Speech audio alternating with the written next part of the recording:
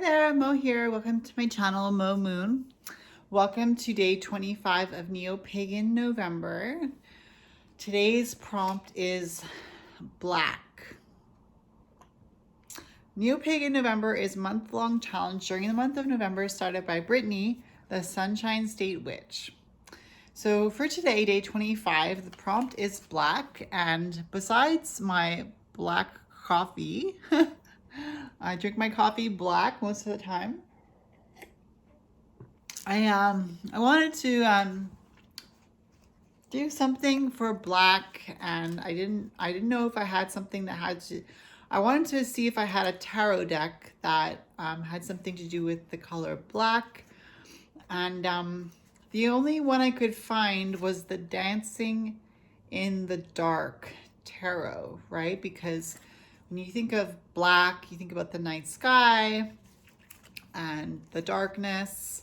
And so Dancing in the Dark tarot is what I'm going to use for today's prompt of the word black. So we're going to draw a card from the Dancing in the Dark tarot and get a message from the universe. So let's shuffle these up and get a message. You and I are surrounded by the white golden light of the divine masculine and the divine feminine. Above us and below us, to our left and to our right, in front of us and behind us, all the way around us, we are protected by the white golden light of the divine masculine and the divine feminine. And no negativity can pass through this powerful white golden light that is protecting us on all sides. All negativity is reflected off the surface of this white golden light back to the senders, and so it is. This is a cleansed deck ready to give us a message, cleansed by the power of my intention, and so it is. All right, let's get a message from the universe in regards to the word black. Universe, I ask for a message for me and my viewers, a message that will help us on our journey, on our path, as we go in our individual directions, as we go on our separate paths. Unite us with a message of hope and inspiration.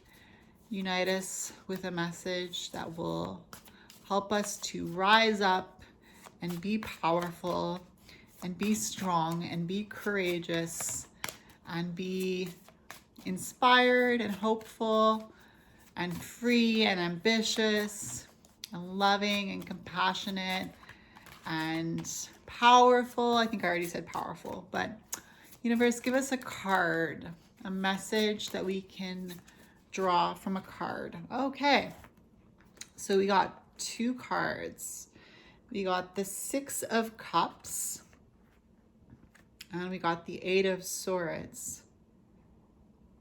So the Six of Cups is a card that speaks about childhood innocence and the nostalgia of the past, the gift that we have been given of innocence, the gift of imagination that we have when we are children, and perhaps tapping back into that energy of our inner child, reconnecting to memories of what we enjoyed when we were children. Maybe that imaginary friend that used to keep us company.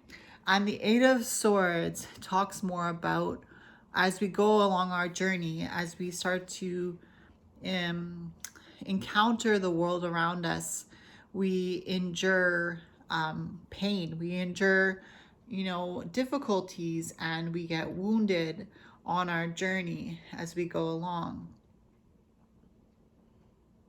And this card here, the Eight of Swords, represents feeling tied up by those injuries, feeling tied up in our mind, thinking about our problems. And so what I feel like these two cards are saying to us with the Eight of Swords and the Six of Cups is when you start to feel bogged down by the responsibilities of the world, when you start to feel tied up in your mind and unable to move forward, kind of stuck. Embracing the child within you, the child who enjoys playing, the child who enjoys using their imagination. Tap back into that inner child. And even if you didn't have a pleasant childhood, just imagine what it would have been like to be a free child, right? Sometimes when we see children playing in the playground, you know, they're laughing, they're screaming, they're having a good time, and just embracing that energy of the childhood spirit where you're not afraid to make noise, you're not afraid to laugh, you're not afraid to scream out and have a good time. And it kind of reminds me, it kind of reminds me of the lion pose in yoga, where the lion's pose is a pose where you go, and you stick out your tongue and you roar, and it's supposed to release your solar plexus chakra. And the solar plexus chakra is where you hold your truth, and it brings out your truth. It brings out the energy of truth within you. So when you're feeling stuck in your truth with the Eight of Swords, where you feel like your mind is stuck, you feel like you're in sludge, you can't move forward, you're being tied up, you know, doing something silly like the lion's pose in yoga, you know, and not being afraid to look silly, not being afraid to be embarrassed, you know, and just feeling like, well, it is what it is, you know. This is humanity. It's not always perfect. It's not always pretty. It's not always classy. You know, sometimes it's funny. Sometimes it's embarrassing. Sometimes it's silly. Sometimes it's out of this world. Sometimes we use our imaginations in crazy ways. And sometimes when we feel stuck, we need to just be like, you know what?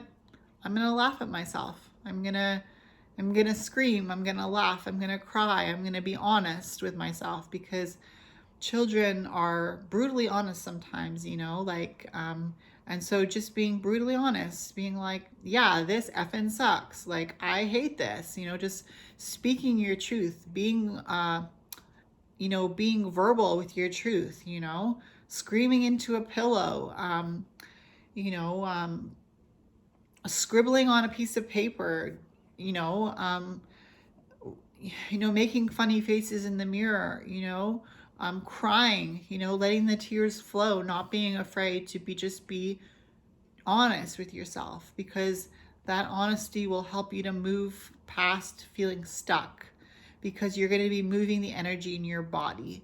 You're going to be moving the energy in your solar plexus, in your area of truth. You're going to be embracing that inner child energy of love and nostalgia and innocence. So those are the two cards we have for today's message with the prompt black from the Dancing in the Dark Tarot by, I think it's by Lo Scarabeo. So thank you for being here with me. I'll see you in my next video. Bye.